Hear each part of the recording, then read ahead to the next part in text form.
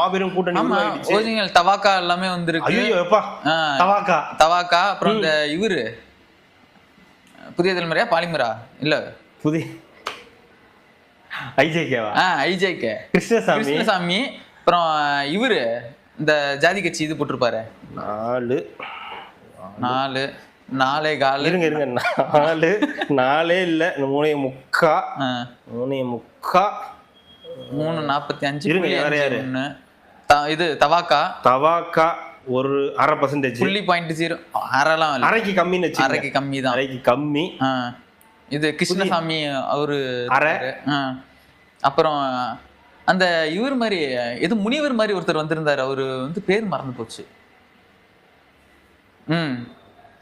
முனிவர்லாம் வந்திருந்தாரு, அண்ணன் சிரிச்சு பேசியிருந்தாரு அவரு. அப்புறம் நம்ம அந்த இந்த மேடையில உட்காந்துருந்த சுப்ரீம் ஸ்டாருக்கு பாராட்டு விழால அவரு இவரு தனியரசு. ஆமா தனியரசு அவங்க இன்னும் சில பல கொடிகள் எல்லாமே பறந்து ஒரு மெகா மக்கள் வந்து இங்கேயும் இடம் இல்ல சொன்னதெல்லாம் அங்க போய் மொத்தமா நின்னுகிட்டு அவரும் அதுலயும் வாழ்வுரிமை கட்சி தலைவர் சொன்னார்ல.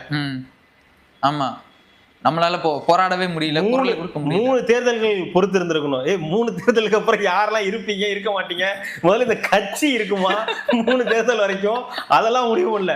3 தேர்தலுக்கு பிறகுதான் நம்ம வந்து என்ன 3 தேர்தலுக்கு முதல்ல நீங்க எல்லாம் ஒரு முழுசா ஒரு முடிவு எடுங்க பாப்போம். 3 தேர்தல் சந்திக்கிறீங்கல்ல, 3 தேர்தலையும் முழுசா ஒரு முடிவு எடுங்க. நம்ம எல்லாம் ஒற்றுமையா ஒண்ணும் இல்ல, தனியரசுன்னு ஒருத்தர் இருக்காருல்ல, அவரை கூட்டு பக்கத்துல வச்சுக்கிட்டு இப்படியே பேசிக்கிட்டே இருங்க. என்ன நம்ம எல்லாம் ஒற்றுமையா இருக்குன்னு பேசிக்கிட்டே இருந்து 1 நிமிஷம் கண்ண மூடுங்க. அடுத்த நாள் காலையில அறிவாலயத்துக்கு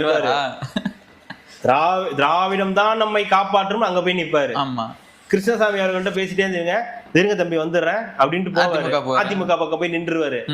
இப்ப எல்லாரும் அதிமுக போறாங்களே, தாவேகா பக்கம் அங்க எங்கன்னு போக ஆரம்பிச்சிருவாங்க.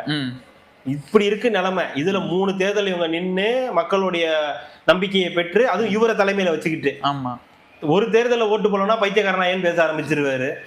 அப்படிப்பட்ட ஒரு மாபெரும் மனிதரை வச்சுக்கிட்டு அங்கதானே 3.25 இருக்குது. அதனால வச்சிருக்கிறதுனால இவர் தான் தலைவரா. அதனால அவங்களுக்கு கீழே இவங்க எல்லாம் சேர்ந்து செயல்பட்டு மொத்தமா ஒரு 6% ஓட்டு வாங்க வைக்க மாட்டாரு. அண்ணன் யார்கிட்ட போய் கூட்டணி நிக்க மாட்டாரு. அண்ணன் கிட்ட கூட்டணி அண்ணன் கூட யாராவது வரணும்னு நினைச்சா அவங்கள சேர்த்துப்பாரு. வரலாம். ஆமா அதெல்லாம்